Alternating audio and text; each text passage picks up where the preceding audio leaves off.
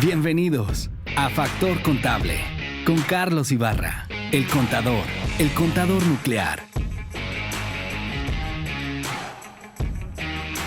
Hola amigos, ¿qué tal? ¿Cómo están? Aquí su servidor y amigo Carlos Ibarra, el contador nuclear para todos ustedes. Hoy con un capítulo bastante interesante con un actor bien conocido aquí en la comunidad regiomontana y otras más allá de nuestras fronteras, que ha hecho algunas películas, ha hecho algunos cortometrajes y bueno, ahorita vamos a platicar con él. No sin recordarles que estamos aquí en la cabina de Mama More, que ya vamos para más de un año ya tenemos aquí, Cris, aquí que nos reciben en Mama More, donde tú puedes hacer tu podcast, donde puedes hacer tu propia, tu producción con tu contenido. Aquí te facilitan las instalaciones con esta calidad auditiva y también visual. Tenemos un dron donde pueden hacer tomas de tu negocio. Aquí lo podemos ver en imágenes de lo que se puede hacer de tu negocio para que brille, para que vendas. Bueno, aquí en Factor Contable te recordamos que pretendemos que nuestros invitados compartan sus experiencias de trabajo para ti,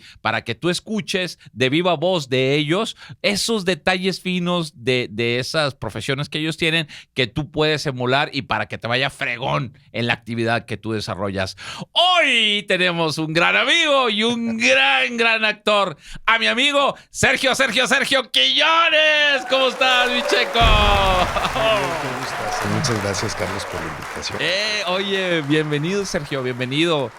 Hace rato que queríamos platicar contigo y usted andaba por las Europas y no podíamos coincidir con estas fechas. Se atraviesa de pronto algún viajecito y hay que aprovechar. Eso, y aparte tú eres bien callejero, siempre andas ahí, bueno, te lo mereces, has trabajado mucho de vacaciones y bueno, a veces de trabajo, ¿no? Definitivamente, entonces creo que uno tiene que respetarse sus tiempos, sus vacaciones, sus tiempos de descanso. De pronto te cae chamba justo cuando ya tienes planeadas vacaciones. Ajá. Yo no deshago nada, primero está mi vida personal, entonces si tengo que decir que no, porque ya tengo planeado mi tiempo de descanso, yo respeto mi tiempo de descanso. Eso es todo. Oye, Sergio, bueno, pues vamos a platicar contigo para la gente que no te conoce. ¿Quién es Sergio Quiñones? O sea, lo conocemos nosotros en teatro y lo que te hemos visto, pero ¿qué onda contigo? ¿Dónde naces tú? ¿Dónde empiezas tu carrera profesional como contador? Y también, ¿cuándo empiezas a hilar este amor por la actuación? Claro que sí, te platico con mucho gusto. Mira, yo soy originario de Monterrey, Nuevo León. Soy regio. Hasta el tuétano. De hueso colorado, hasta el tuétano. Ajá. Nacido en Monterrey, Nuevo León. Tan regio como el mismísimo Hospital Muguerza, que todavía tenía maternidad en esa época y ahí nací. Hijo de madre regiomontana, de padre del estado de Chihuahua, de Parral, Chihuahua, pero con toda la vida hecha aquí. Vengo de una familia muy regia, muy normal, muy tradicional. Uh-huh. Vengo de una familia muy linda, de una familia muy estable, muy funcional. Papá, mamá, hermanas. Tuve una infancia preciosa, no tengo... El modelo de la familia regiomontana, ¿no? De los 60s, de los 70s, Es ¿no? correcto, sí, de los 60s, 70s. Una vida muy tradicional, muy tranquila, muy ¿Del divertida. sector de qué parte de Monterrey? ¿De Cumbres? De Cumbres. De toda la vida hemos vivido. Entonces ahí. Todos te conocen ahí, en la colonia de Cumbres. Bueno, al menos en los sectores antiguos, primero, segundo, tercero y cuarto, porque ahora ya Cumbres de Huinalá, ¿verdad? Hasta el aeropuerto. De Cumbres, Vista Hermosa, todo esto, pues sí, ahí crecí, ahí fue mi adolescencia. Monterrey era diferente, había pocos colegios, los niños estábamos en el Instituto Regiomontano Chepe Vera, la gente del Poniente, o en el Franco Mexicano, el CUM, para secundaria. Sí. Entonces yo estuve en ambos, que era muy cercano, el CUM en Gonzalitos, el Regio Chepe Vera acá en la colonia Chepe Vera. Entonces casi todos estábamos ahí, nos conocíamos todos. Sigo frecuentando a mis compañeros de Sí, colegio. Sí te he visto que ahí en tus fotos de que se echan la copa y la cerveza. Muchos años. Entonces, pues fue una infancia muy tradicional, muy normal, muy cómoda. No tengo más que buenos recuerdos de mis padres, de mis hermanos, de mi primaria, mi secundaria, como todo regio, y no había muchas otras opciones. Ya preparatoria, justamente por eso había ido al CUM en secundaria. Hacer la preparatoria en la UDEM, empezar la carrera de contador público también en la UDEM, cuando no había campus, te puedes imaginar. Estaban todos regados, ¿no? Estábamos regados, los contadores estábamos en el Mater, acá en San Pedro, cerquita de los Tubos, Ingenieros estaban en La Bastida. Estábamos en Había colegio. unos en el centro, ¿no? También. Había una escuela. Sí, la de educación. Bueno, la UDEM. no sé. Lo que había en el centro en aquella época también era difusión cultural de la UDEM. La prepa también estaba segmentada, la Humberto Lobo, el CUM, etcétera. Y bueno, empiezo mi carrera de contador yendo las tardes al Mater, porque no había campus. Finalmente ya se me hizo muy difícil y me voy a la Universidad Regiomontana. Fue que terminé mi carrera de contador y en ese momento entré inmediatamente a la Facultad de Filosofía y Letras para lingüística. Empecé a escribir, me gustaba mucho escribir. Empecé a hacer cositas de teatro con la UR, con Mar Gutiérrez, con Radko Tichavsky, finales de los 80s. Entonces siempre traté de ejercer todo lo que estudiaba. Si era literatura, hice muchas publicaciones de poesía. En aquella época El Norte tenía una sección cultural a cargo de Juan García Alejandro y muchos de los escritores locales, ahora grandes escritores. ¿Estamos hablando de los 80s? De los 80s. Okay. Grandes escritores, David Toscana, Pedro de Isla, Armando Denis Pulido, Chepo Solís, todos publicábamos ahí. Estudiábamos. ¿Y cuál era tu contenido en eso? Poesía. Yo publicaba poesía en El Norte Cultural. Y en las secciones suburbanas, en el Sierra Madre, teníamos una columna que se llamaba Sin Patrocinio y ahí hacíamos crítica social, muy parecido a lo que hago ahora en Facebook. Solo que en el norte me limitaban un poquito los altisonantes, pero en Facebook pues era libre, ¿no? Entonces... Oye, tú, a veces en redes sociales, amigos, que nos puedan leer a Sergio Quiñones, pues eres un crítico social bien cañón, o sea, ya lo practicabas desde los 80s. Bueno, ¿no? sí, en Sierra Madre, en la edición Sierra Madre... recibía en aquella época todavía mucha correspondencia escrita. Me llegaba a casa o me las entregaban en el periódico por la crítica social. Era un poco limitado el vocabulario, estaba editado, pero finalmente así empecé. Y bueno, cuando se abrieron las redes sociales hace 15 años aproximadamente, empecé a hacerlo ya en redes sociales y para relajarme. Me sigue gustando mucho. Aunque a veces te relajas de más. Aunque a veces me relajo de más. Bueno, la pandemia nos ha cambiado a todos. Entonces, mi apreciación para hacer crítica social ahora es un poco distinta. Pero por ahí empezó todo y también escribía poesía. Ándale, eso es lo que te iba a preguntar. ¿Tienes poesías, poemas de tu autoría también? Sí, claro. Se publicó un plaquete hace 20 y tantos, casi 30 años, con Armando Alanís Pulido, con Andrés Montes de Oca. Había un lugar... Armando Alanís Pulido, amigos, es para que los que no lo conocen de nombre, pues es el que es popularmente conocido por Acción Poética. Claro, muy esos amigo. Poemas breves ahí en las paredes, bueno, es quien se refiere Sergio. Hace 30 años andábamos juntos escribiendo poesía, don Armando, y somos grandes amigos. Y por ahí empezó todo. En una ocasión el maestro don Andrés Huerta, gran poeta que ya falleció, en paz descanse, gran poeta de Doctor Arroyo. Él tenía un espacio por Avenida Lázaro Cárdenas que se llamaba La Fonda de Andrés. Y ahí nos invitaban los sábados a un programa que se llamaba Sábados Inéditos. Y los nobles escritores íbamos a leer nuestro trabajo en un pequeño escenario con un micrófono. En una ocasión me toca ir a leer mi poesía. Y ahí hubo una especie de descubrimiento, les gustó mi registro de voz en micrófono, empiezan a invitarme a hacer trabajos de lecturas de maestro de ceremonia, hasta que empiezan a invitarme a teatro. Entonces, pues yo siempre he creído en la disciplina y la preparación. El talento, y te pusiste a estudiar. Más que en el talento. Entonces, cuando yo vi que esto ya era pagado, que a mí me invitaban a conducir eventos, entonces ya me puse a estudiar, entré al Centro de Estudios Teatrales de Gobierno del Estado. ¿El del CET? El CET, que ahora creo que es el CEDART. En aquella época era el CET, a cargo de artes escénicas del maestro Luis Martín. Y la escuela a cargo del maestro Enrique Fernández, y ahí tuve grandes maestros. ¿Esa escuela estaba detrás del Teatro de la Ciudad? Es correcto, estaba detrás del Teatro de la Ciudad, ahí tuve grandes maestros. Ahí estuvo Paco de Luna. Fue maestro mío. De veras, Paquito. Porque yo ya cuando me empezaron a pagar y empecé a trabajar, aunque yo era un poco o un mucho mayor que todos ellos ya habían estado estudiando desde jovencitos. Mis maestros adultos pues eran la maestra Mirna Coraleos, Virgilio Leos, Óscar Cantú Arriola, Mima Morantes, Rubén González Garza, Delia Garda. Los jóvenes eran Jesús Blake, en paz descanse. En paz descanse. Carmen Maldonado. Mira, ¿quién más estaba? Rosalba Eguía, Paco de Luna, Reinaldo Pinales. Ellos eran los maestros jóvenes. Entonces éramos de edad, quizá un poco más jóvenes que yo, algunos un par de años. Pero yo ya estaba, ya empecé estudiándolo después de los 25, porque ya estaba yo trabajando y fue cuando dije, bueno, si lo voy a hacer y me van a pagar, lo menos que puedo hacer, pues es empezar estudiando dicción. Y empezar, siempre me gustó la literatura, estaba en lingüística, en filosofía y letras. Entonces siempre me gustó leer y de ahí una cosa fue llevando a la otra. Y ahí ya con los talleres, con los cursos que recibiste de actuación, ¿dónde es tu primer enlace profesional? O sea, ¿dónde te dicen por primera vez, Sergio Quiñones, hay esto para ti, hay esta obra, aquí está el texto y a cobrar? O sea, a ensayar claro. y Bueno, a cobrar pagar. Ya cobraba, porque me invitaban a hacer muchas cosas y yo siempre cobré. Ajá. Entonces,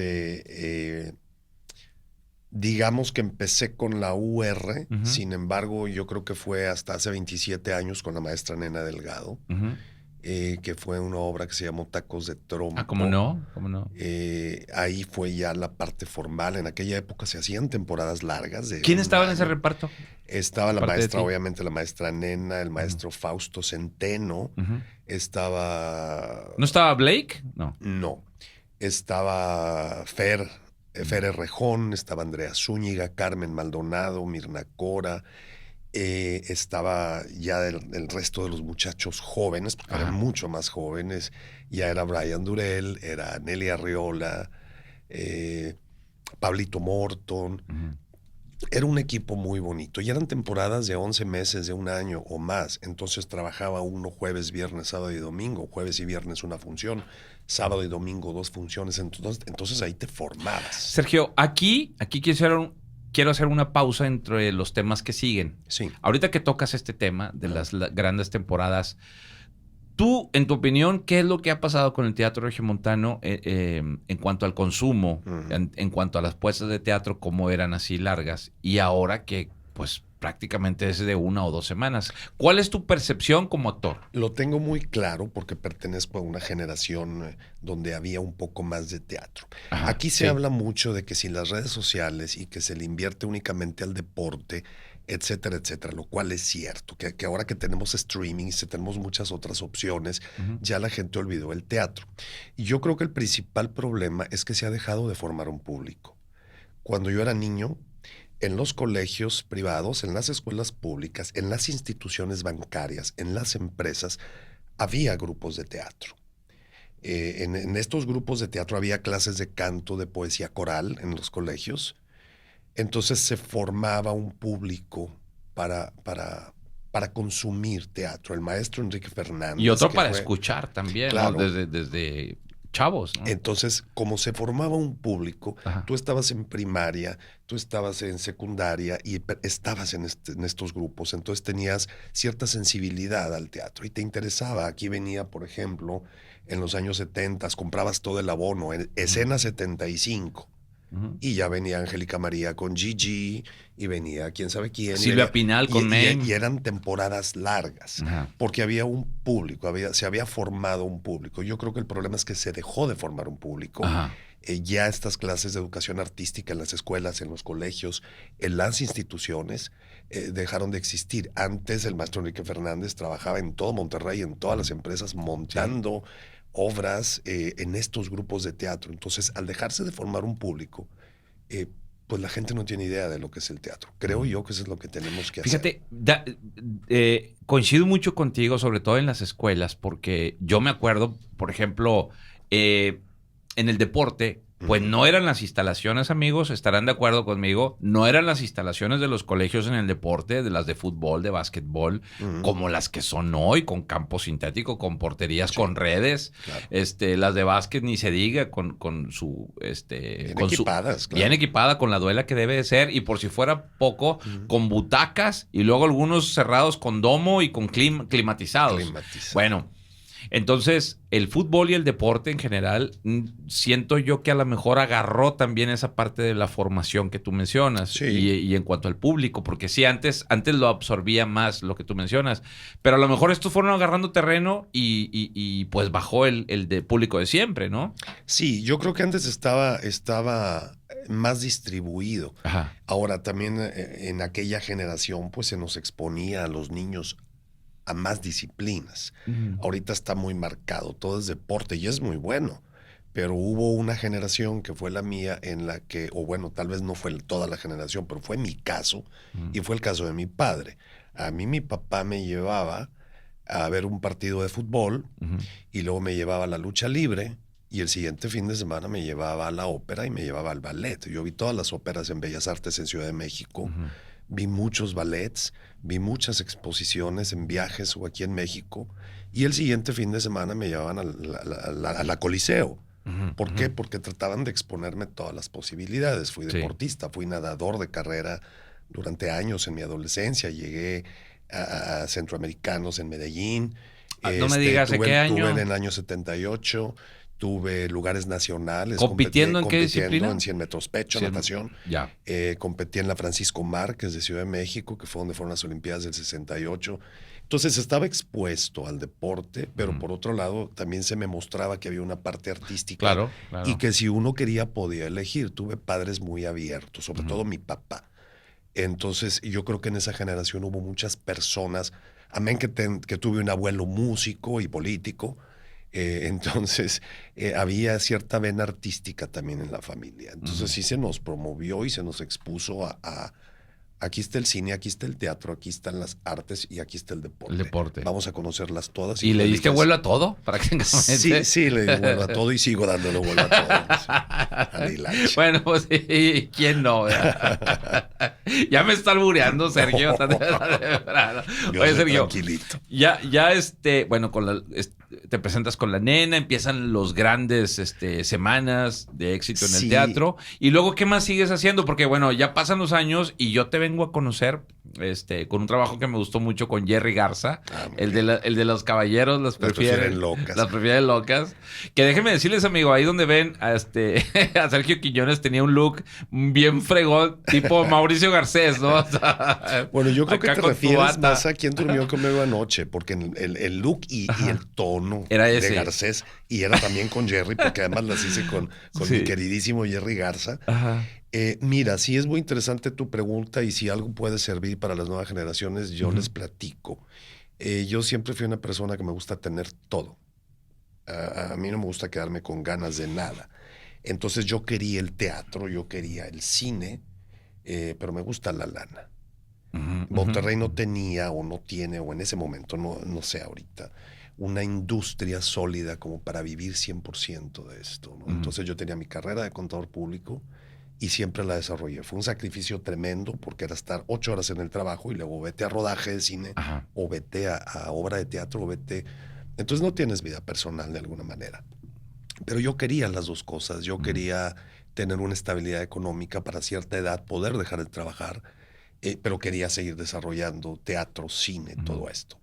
Se llegó un momento en que me rebasó mi trabajo como contador, como financiero. Tuve excelente carrera, excelente trabajo con empresas grandes tipo General Electric, Rockwell Automation, este tipo de cosas. Me ayudaba que era bilingüe también para poder crecer. No era un gran contador, pero era multifuncional. Entonces... Eras como un comodín, ¿no? Sí. Eso. ¿Veías tanto finanzas, pero también veías fiscal y auditorías también? Sí. Y de todas esas disciplinas, me interesa mucho para que los amigos que estudian contador, porque pues, felizmente somos colegas. Somos colegas como contadores, pero en tus disciplinas en las que anduviste ahí nadando todos estos años, entre fiscal, auditoría, contador general, ¿cuál más te gustó? ¿Finanzas, tesorería? Me quedé, pues la que a ver qué más, me quedé con la Contraloría, es la que más me gusta. Me gusta controlar. Eso.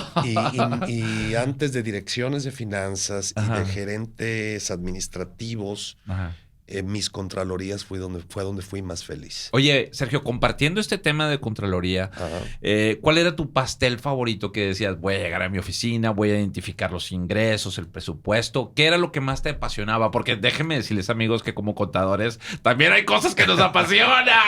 Aparte de los números. Me encantaba. Tú entras al ruedo y ves el pastel y tú dices, por aquí el toro en los cuernos. Me encantaba, primero no porque batallé, me encantaba la labor de FP&A, Finance Planning and Analysis. ¿No me puedes explicar? Que era analizar costos, analizar variaciones y luego presentarlas, porque aquí cubría un poquito la parte de actuación.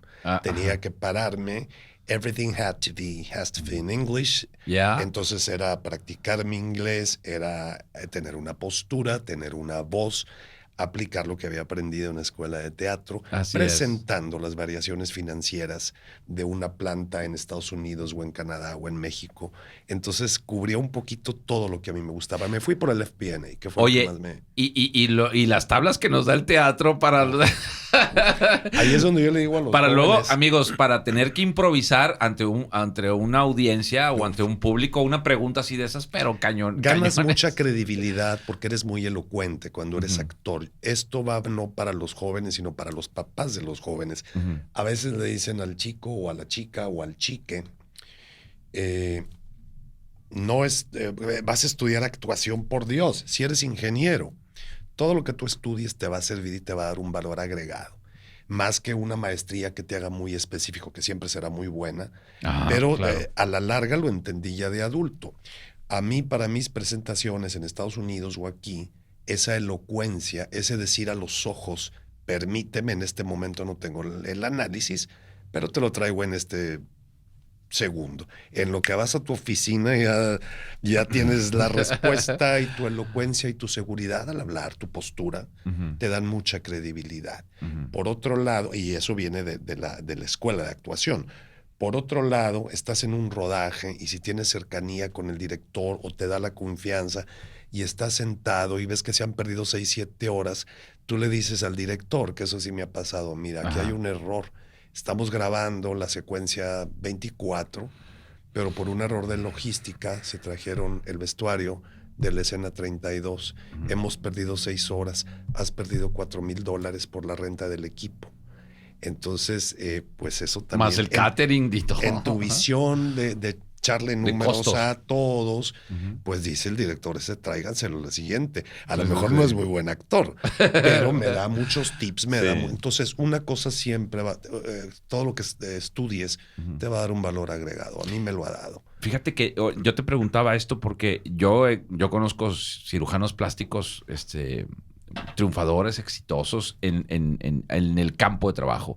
Sin embargo, a la hora de que les toca exponer, a la hora de que transmitir en una conferencia, no tienen esa habilidad de transmitir todo su conocimiento y le batallan y se atoran, ¿no? Desafortunadamente, y eso sí va para los jóvenes cuando estamos estudiando en una universidad, somos contadores, somos ingenieros y decimos, esta materia de lógica, ética, filosofía, psicología, sociología, son materias de relleno, déjalas de lado. Y las pasamos con 7. Es que yo soy ingeniero, entonces yo voy a hacer esto y esto y esto. A la larga, esas materias de relleno son las que te dan un valor agregado, las que te dan un plus, las que te hacen diferente.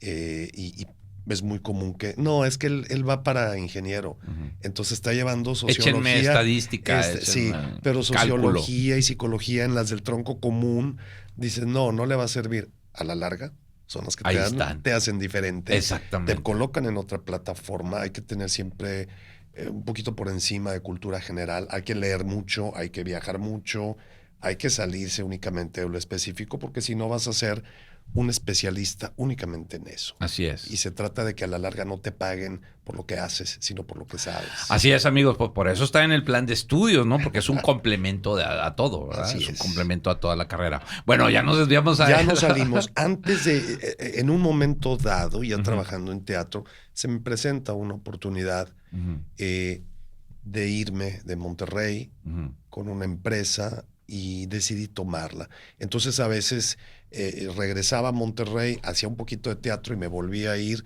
Ya de ahí fueron años de un peregrinar ¿Viviste en Londres? Viví en Praga. ¿En Praga? Viví en Milwaukee, viví en Tulsa, Oklahoma. Me trajeron 6 meses allá, 6 meses aquí. Ajá.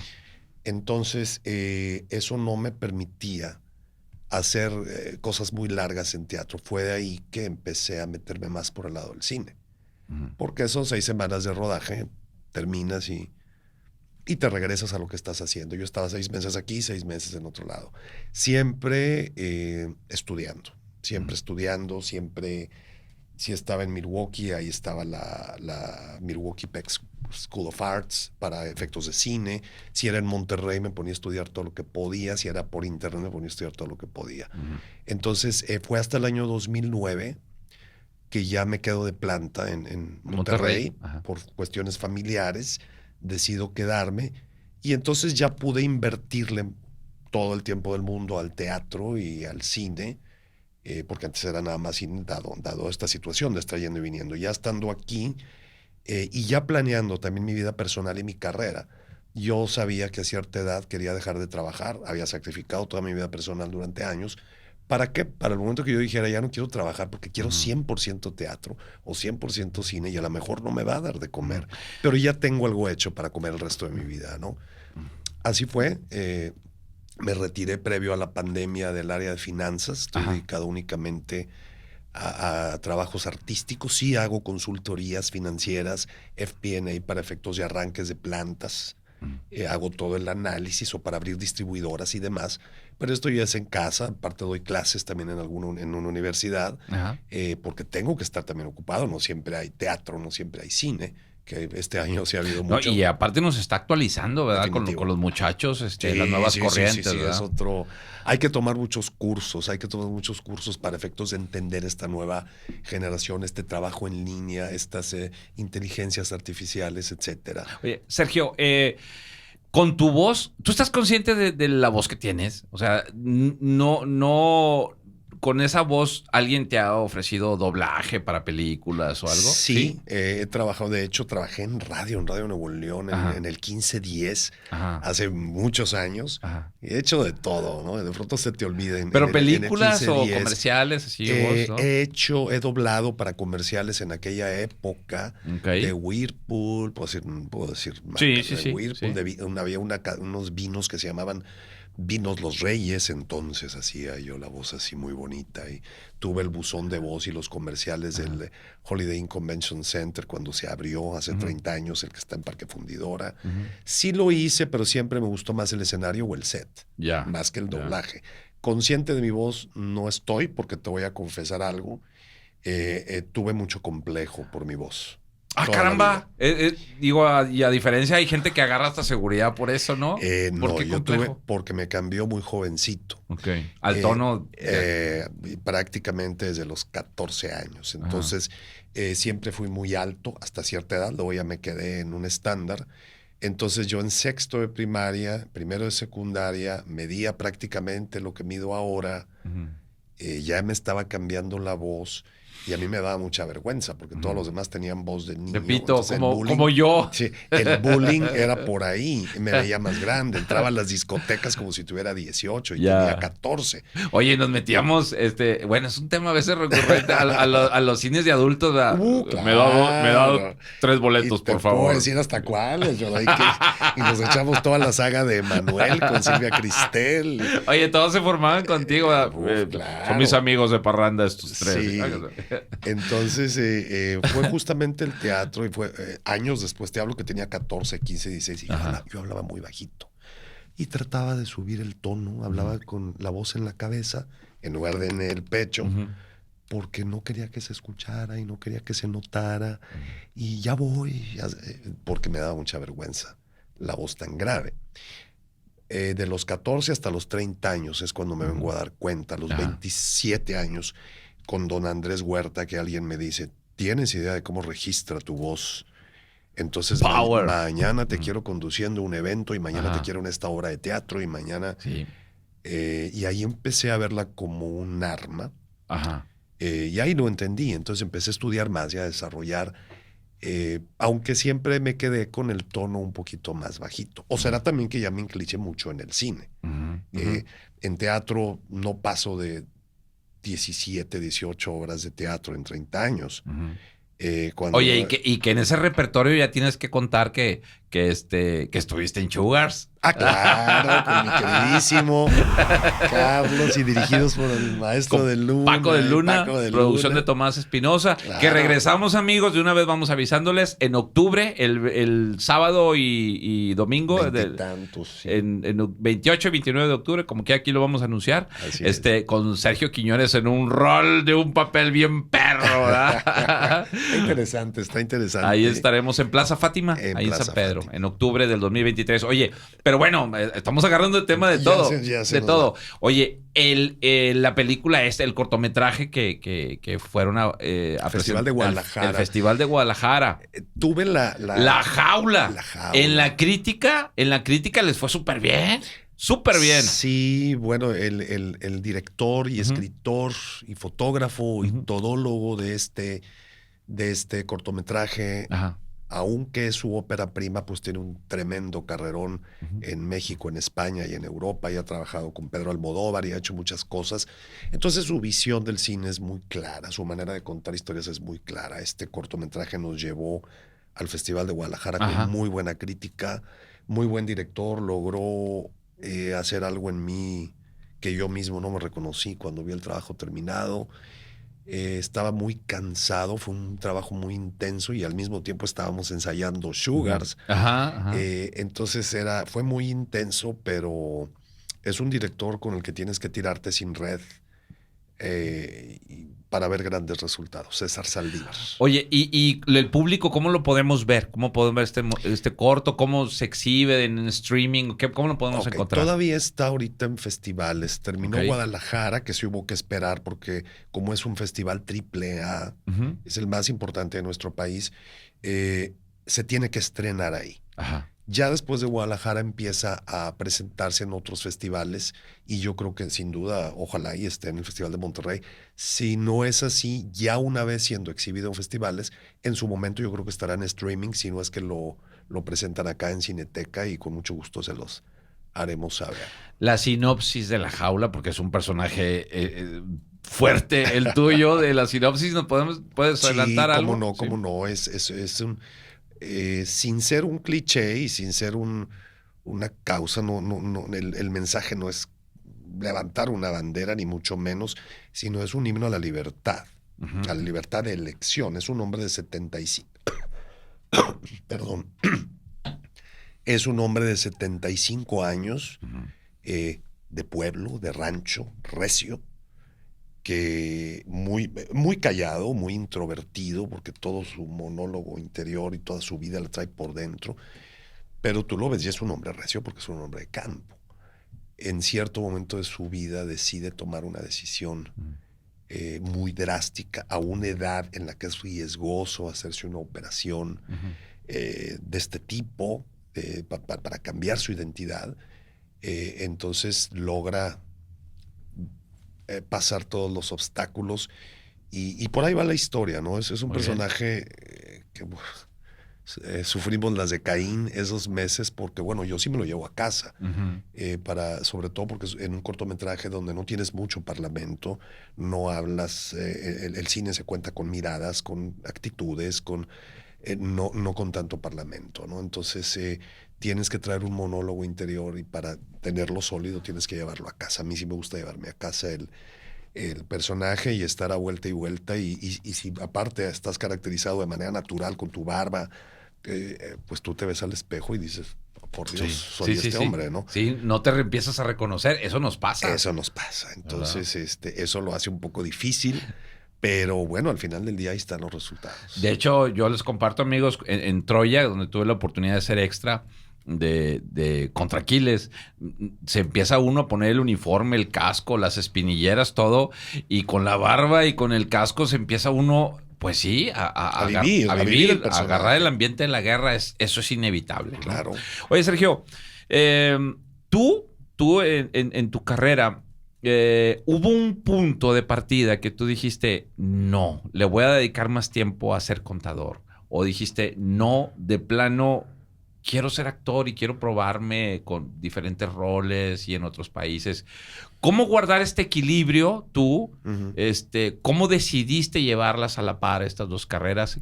¿Cuál fue tu conclusión? O sea, en verlo todo como un todo, vamos. Qué buenas preguntas me haces y espero que sirva de algo.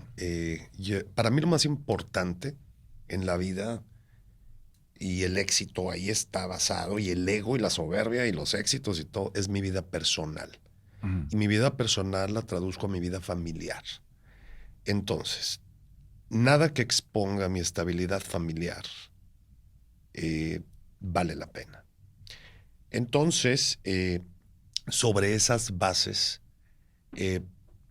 parte de la estabilidad también era la económica. Entonces yo decía, yo quiero seguir haciendo arte, sin embargo, en este momento me conviene seguir trabajando en área de finanzas. Esto me llevó a decir, esto también es un sacrificio porque voy a estar en dos aguas, nadando en dos aguas, pero quiero hacerlo.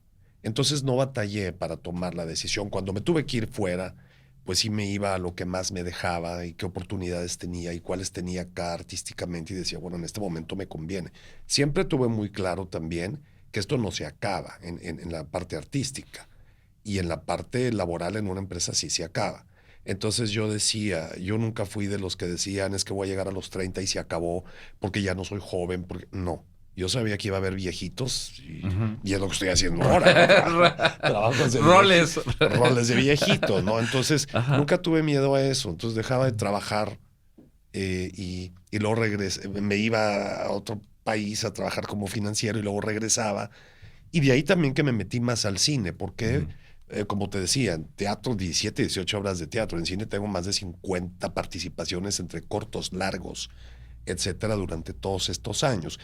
Eso me daba más oportunidad de poder hacer las dos cosas, porque el cine, te digo, terminas tu rodaje, amén de que llegas a una etapa de tu carrera financiera y ya con las nuevas tecnologías, yo me iba al rodaje 6 semanas con la laptop, y ahí sacaba el cierre de inventarios y yo podía hacer todo a distancia. Hay una fecha de caducidad de labores, ¿no? Dices, Sí, aquí corte y se acabó. Así ¿verdad? es. Vida nueva. Vida nueva. Oye, viviendo fuera de México, o sea, ahí ya me agarró el acento chilango. Un poquito. Viviendo fuera de México, quienes hemos tenido la oportunidad de trabajar fuera de nuestra patria y estar viviendo, no sé si viviste solo ese tiempo. Siempre, sí. Siempre solo. De repente, ¿qué es lo que extrañabas de nuestro país? La comida. La comida. La comida. Soy un marrano para comer, y sobre todo la comida mexicana. Oye, y luego tú con los platillos exóticos que tiene un menú y un repertorio de predilección por todas las comidas, ¿no? Italianas, árabes, española, y claro. bueno para el vino también, mi Sergio. Bueno, sí. En mi casa, que es su casa, buen catador de vino. Se toma vino como si fuera agua de la llave, ¿no? Oye, y ahorita... Agua de la llave. Oye, Sergio, y ahorita que decías el núcleo de familia que no está expuesta, mira, tan así, yo lo veo reflejado, que tengo el gusto de conocerte ya más en persona, que hasta en tu perro, Porfirio se llama, ¿verdad? Plutarco, ya sabía que andaba por época del México viejo. ¿Tienes un bulldog inglés? Sí, Plutarco, sí, por el México viejo, porque se parece a Plutarco Elías Calles, al presidente. Me gusta mucho la historia. Sí, tengo un bulldog inglés que va a cumplir 9 años. Fue elegido desde hace mucho tiempo. Yo lo quería bulldog, lo quería blanco y quería que se llamara Plutarco, pero él tenía que elegirme a mí. Durante años me presentaron muchos. ¿Por qué elegí bulldog inglés? Porque ellos lo sacas a pasear, corres 100 metros. 100 metros. Si te pasas un poquito les puede dar un infarto, y a mí también. Entonces, va a ir parejeando. Ahí vamos parejeando. Entonces, algo que no tuviera yo que andar correteando con ellos en la calle, que pueda vivir dentro. Y así fue. Un día se me presentó la oportunidad. Dije, es ese, y me llega un 25 de diciembre. Plutarco, que su nombre completo es Lucio Mestre Plutarco, como el griego que escribió la Moralia, porque me gusta mucho también leer todo eso. Y bueno, pues ese es mi universo. Plutarco ahora tiene una hermanita, pero él... O sea, él es el dueño de la casa. Él es el dueño de la casa, él duerme en mi recámara. Ahorita que me vine para acá, él se quedó adentro con el aire acondicionado prendido.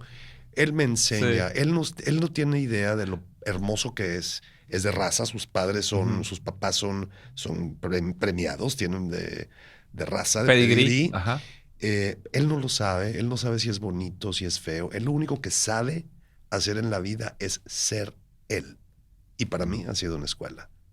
Eso, lo único que tiene uno que es saber, sé tú. Lo podemos traducir, si lo vemos espiritualmente, a un abandono en Dios.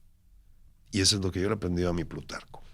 Mira, porque todos de repente, pues es que ya son una familia, son parte de la familia. Olvídate. Oye, ¿y qué tal? Porque nosotros cuando fuimos a tu casa, Lolo bajó, fíjate cuál fue el aspecto de él. Estaba encerrado o algo guardado y luego se salió, nomás vio así, checó el punto. No. Bueno, vámonos. Sí, como que palomeó, ¿qué onda con nosotros? Él viene a supervisar. Dijo, más o menos de la edad, puros cincuentones, vikingos que le entran y vámonos para arriba. Todo en orden. Y se regresó. Sí, es cierto. Sí, se van mimetizando, ¿no? También nuestras mascotas. Sí. Bueno, nuestra parte de nuestra familia. Sí, claro. Oye, Sergio, vamos con muchos temas.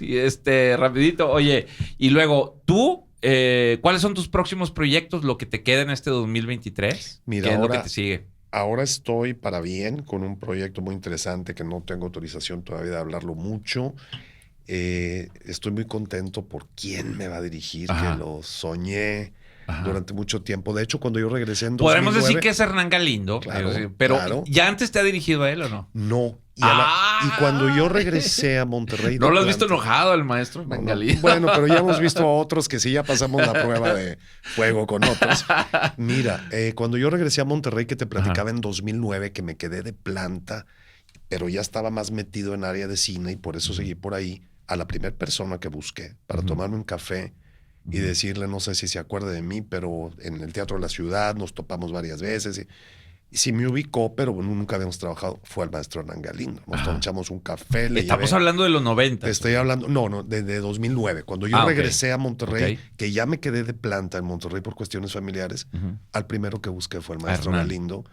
Y hasta ahora, entonces el hecho de que me vaya a dirigir, pues es algo que yo tenía que hacer en un proyecto maravilloso que en su momento lo hablaremos, con grandes compañeros, con gente que me encanta trabajar.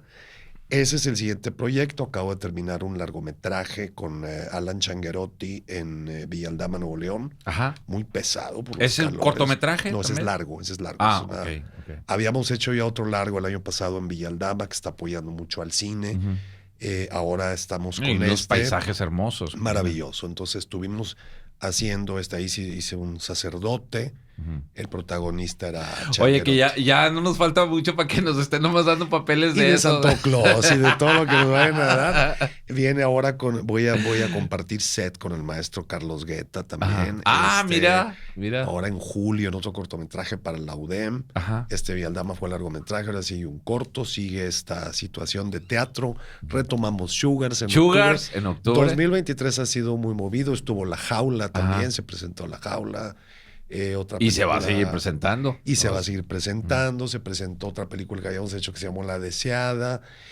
Bueno, ha habido mucho movimiento. Me da mucho gusto porque el cine mexicano casi no se ve aquí. Hice mucho cine con el maestro Sinué Benavides hace años y esto me llevó a no me gusta llamarlo así, vamos a llamarle una distinción en Asturias, en España, en el año 2017. Pero finalmente el cine mexicano aquí no se consume, ¿no? A mí me gusta a veces también que se vea en otras partes más que aquí porque la exposición tan frontal y no me gusta mucho. Me gusta el cine, me gusta el teatro porque la televisión te expone demasiado. A mí no me gusta ir a una tienda de conveniencia y que me digan, usted es el de... No, me siento raro, ¿no? Si no voy acompañado me siento incómodo. Por eso me gusta también que se vea el cine en otro lado. Pero creo que ya vamos a empezar a consumir nuestro cine ahora que hicieron estos chicos Los Habitantes, que le ha dado mucho nombre a Monterrey en los festivales, estuvo en cartelera, está La Alberca de los Nadies del maestro Chepo Solís, está Somos Invisibles del maestro Sinué Benavides. Hay un muy buen cine regio que se está haciendo. Sergio, se nos acaba el tiempo, pero no me quiero ir sin llegar a una pregunta que agárrate con la expresión. Agárrate, Sergio. Yo tengo 50, voy a cumplir 55. Ajá. ¿Vas a cumplir cuántos años? 57 el 57. próximo mes. Ahí te voy alcanzando, Ahí compadre. vamos. Pero mira, a lo que voy. Con 57 años, ¿habrá sido este tu año más movidito en que hayas... ¿Tú te imaginabas alguna vez en tu vida, 57? ¿Qué andaré haciendo a los 57, casi 60 años? ¿Qué andaré haciendo? ¿Ocupado o ya pensionado o viajando por el mundo? Hoy, con la edad que tienes, ¿sientes tú que has hecho todo lo que has querido? Sí. Profesionalmente. Sí.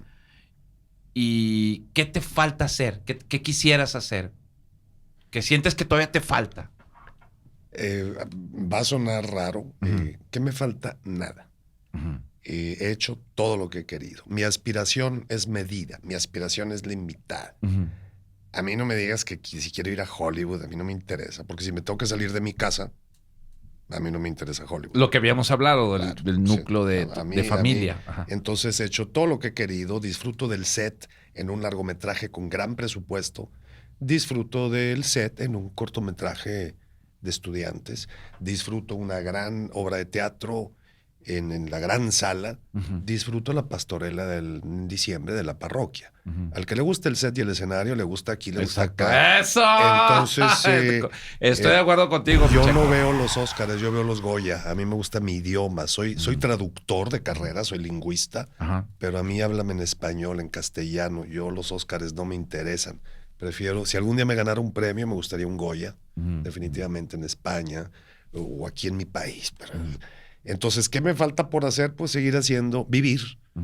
Vivir tal y como vivo ahorita. Viajar, seguir viajando. He hecho todo lo que he querido. A veces me preocupa no tener un objetivo así, porque estoy haciendo todo lo que quiero.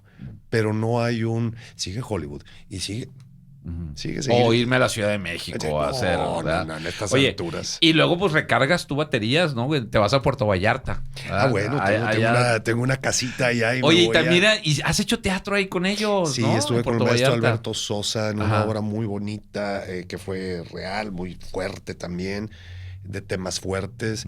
Entonces, pues donde me pare siempre habrá algo que hacer y eso me satisface. Y te veo, hace cuenta como que te desconectas de Monterrey y su medio en el teatro y luego te conectas, así como están esos cables, con otros artistas, con otra percepción de teatro que como la gente de Puerto Vallarta. Sí, porque tenemos que seguir aprendiendo.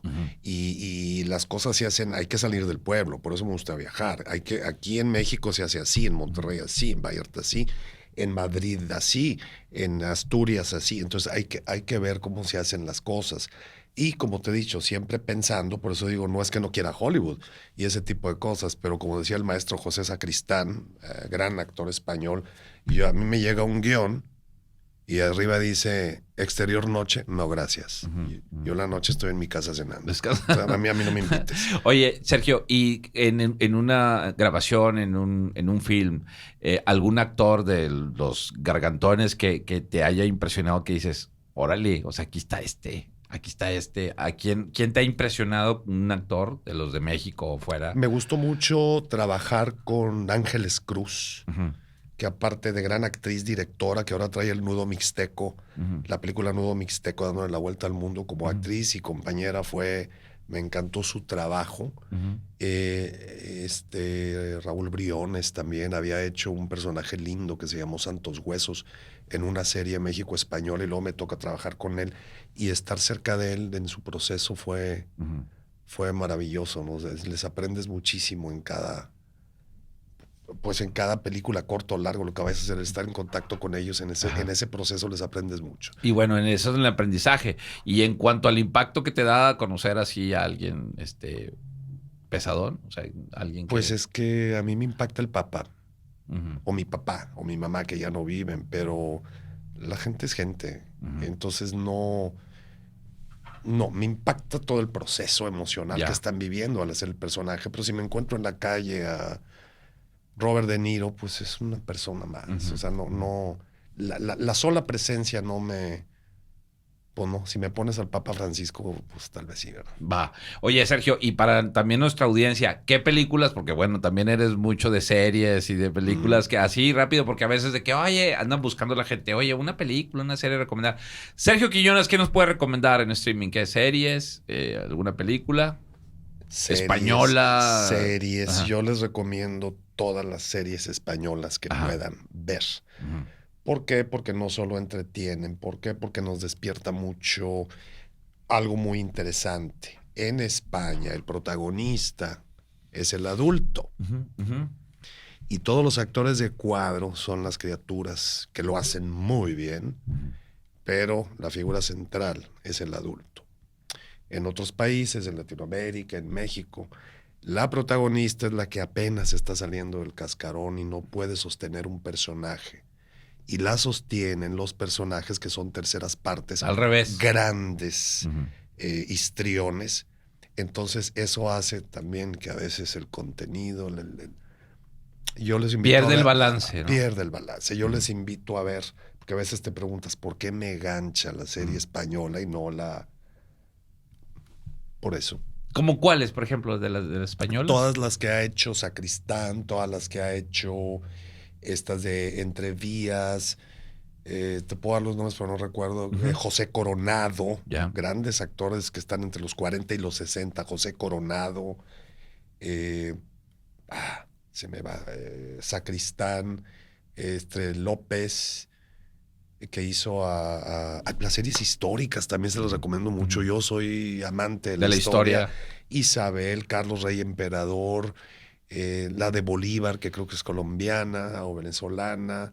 Todas las series yo los invito a que vean series de historia, porque van a estar viendo una novela, vamos a llamar, que te está enganchando y estás aprendiendo mucho. En Carlos Rey Emperador te están contando al mismo tiempo la situación de España como país, más la situación también alemana, porque era Carlos I de España, V de Alemania.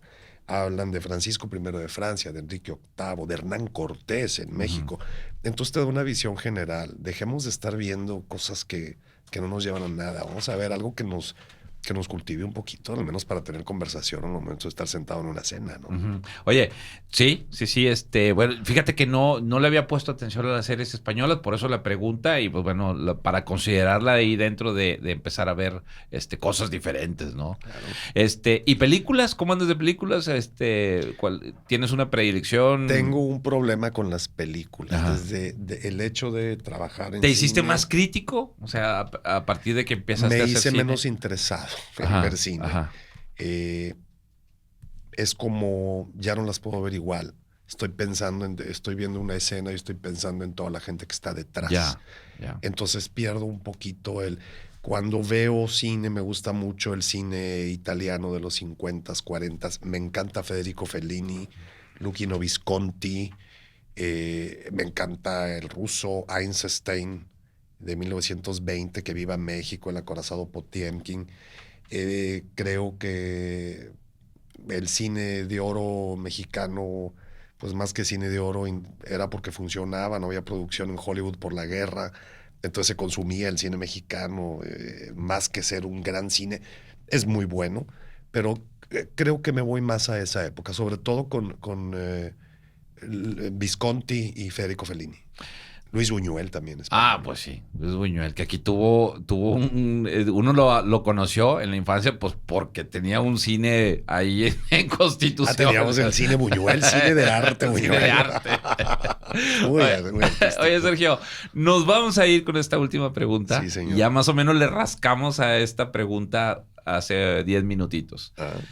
¿Dónde es el balance de alguien como tú para compartir las dos carreras? El balance que te hace feliz en la economía, en la resistencia para pagar las facturas de tu vivienda, de tu salud.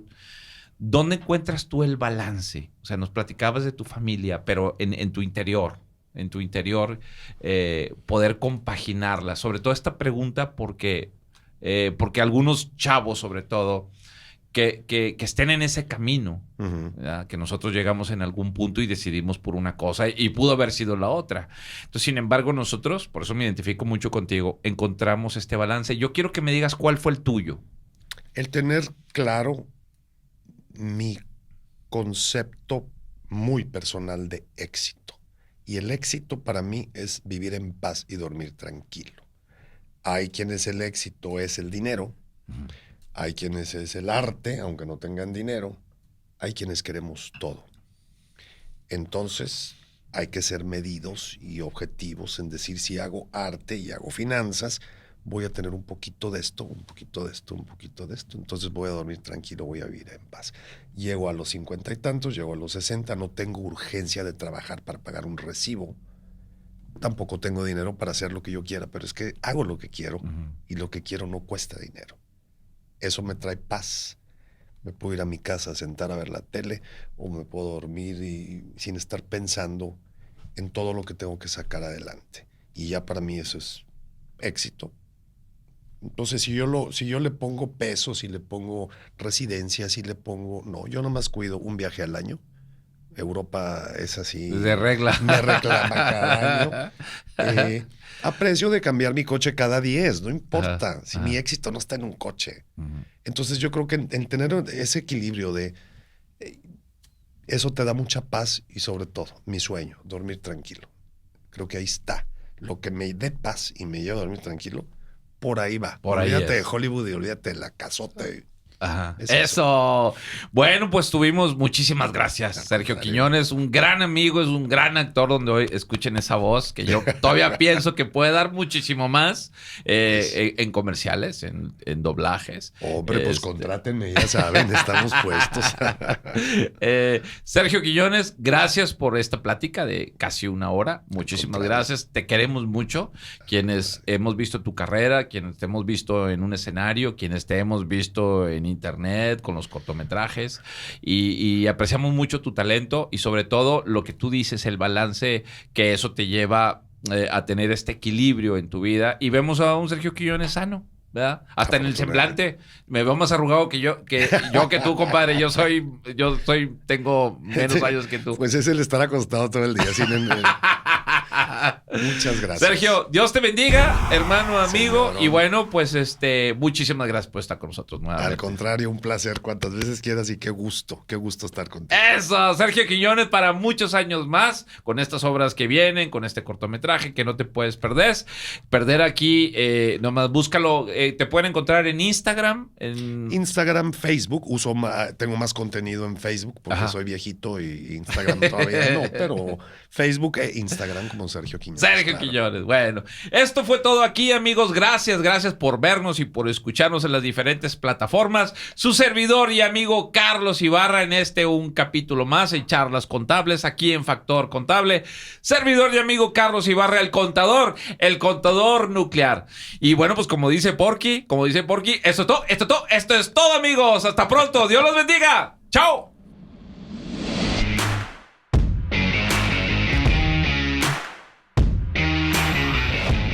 Bienvenidos a Factor Contable con Carlos Ibarra, el contador nuclear.